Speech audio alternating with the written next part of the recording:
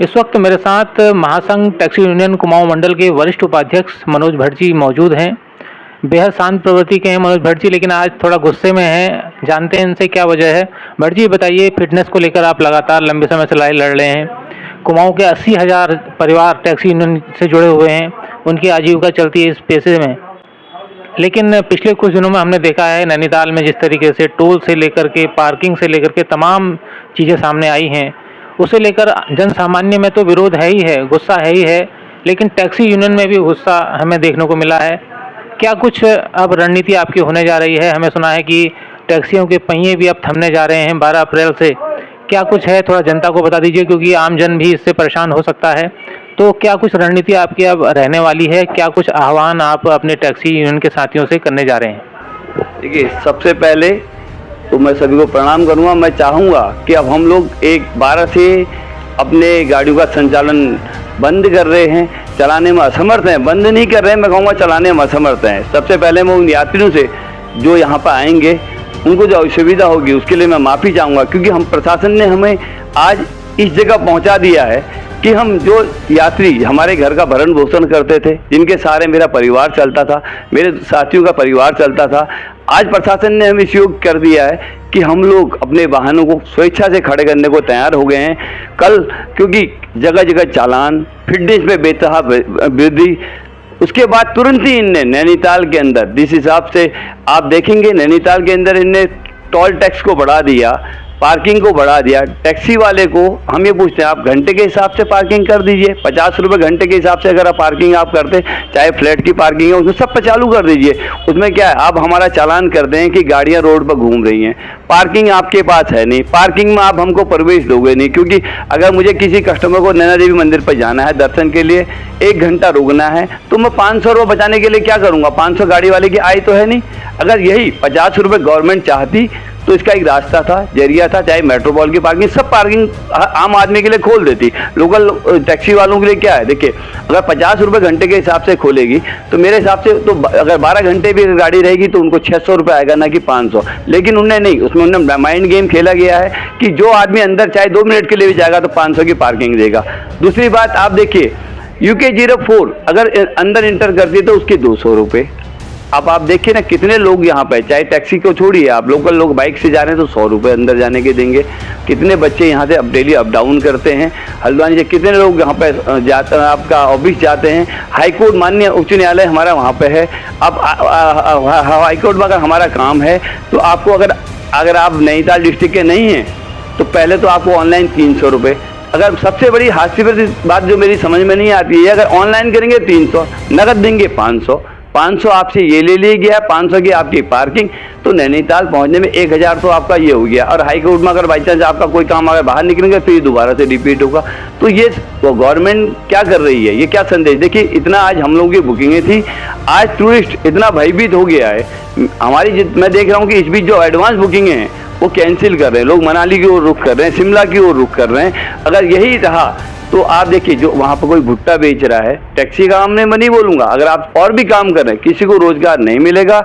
और नैनीताल शहर की जो छवि, यहाँ का जो प्रशासन जिस हिसाब से इसको बना रहा है और यहाँ पर भीड़ कम करके अपनी पीठ थपथपाना चाहता है, इसका सीधा सीधा आप उदाहरण देखिएगा।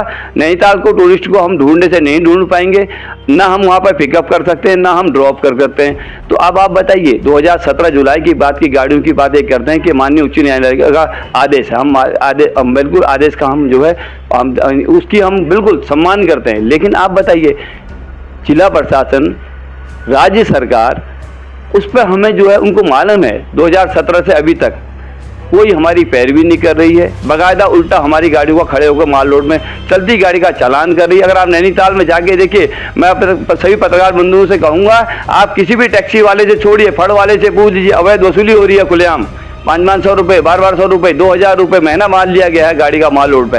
वरना अगर आप गाड़ी में जाके देखिए, अगर आप टीवी नंबर की गाड़ी 2018 मॉडल है, पुलिस वालों को या किसी को अन्य अधिकारी को पता है, तो वो आपकी चलती गाड़ी को रोक रहे हैं। आपसे सबसे पहले वो उसमें देखेंगे, आपसे कहेंगे अपना परमिट दिखाइए, क्योंकि उनको पता है परमिट में मुहर लगी है। वो ड्राइवर को डरा रहे हैं, धमका रहे हैं और उनसे जो है पैसे वसूल रहे हैं। तो मैं ये चाहूँगा, वहाँ पर अगर आपको 2017 की बात की गाड़ी की रोक नहीं है, हम न्यायालय के सम्मान करते हैं, हम उनके खिलाफ नहीं कहें, हम ये चाहते हैं सब पे एक समान लागू हो। वहाँ पर टुक टुक 2017 के बाद आया, रोडवेज की बसें 2017 के बाद आई हैं, और आपका जो छोटे हाथी पे या पिकअप पे जो माल जा रहा है वो भी जा रहा है। जितनी सबसे बड़ी दुर्भाग्य की बात है, हमारी कॉमर्शियल गाड़ियाँ जितने भी वहाँ पर सरकारी ऑफिस हैं उनके अफसर उसमें बैठ के जा रहे हैं, जो ये हमारे लिए एक योजना बना है चालान की।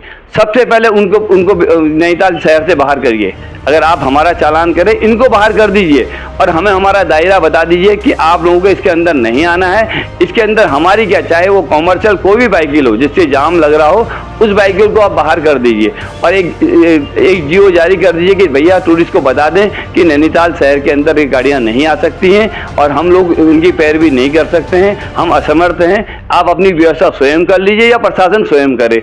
लेकिन अगर ये नहीं करते हैं तो कल मैंने यहाँ पे हम लोगों ने कुमाऊं महासंघ की मीटिंग रखी हुई है। 11 बजे हमारे कुमाऊं की लगभग सभी यूनियन यहाँ पर आ रही हैं। मेरा बताने का उद्देश्य ये है, कुमाऊं महासंघ कल हम लोग एक आपस में मीटिंग करेंगे। अगर यही स्थिति रहती है तो हम नैनीताल में शटल सेवा बंद कर देंगे, चाहे रूसी बैंड से चल रही है, कैची मंदिर से चल रही है, हल्द्वानी से नैनीताल की सप्लाई हम बंद कर देंगे क्योंकि हमें नैनीताल में प्रवेश नहीं है, और कैची धाम भी हम नहीं चलाएंगे, भीमताल से भी और भवाली से भी।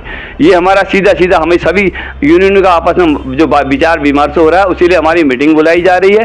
कल आप देखेंगे, कल से हम लोग आपस में मीटिंग करने के बाद कल हम प्रेस वार्ता करेंगे और सभी मैं आपके माध्यम से पत्रकार बंधु से अनुरोध करूंगा, कल आप प्रेस वार्ता में जरूर आएँ और हमारे जो हम लोगों की जो पीड़ा है, ये दर्द है, प्रशासन तक पहुंचाएं कि भैया आप ये हम जो गरीब लोग हैं, चाहे टैक्सी चालक है, रिक्शा चालक है या अपना जो भी लोग वहाँ पर रोजगार कर रहे हैं, आप नैनीताल को जो उजड़ने से जो आप देखिए नैनीताल, अगर हम लोग टूरिज्म का जैसे ही गूगल में सर्च मारेंगे बहुत अच्छे उसमें देखा जाता है।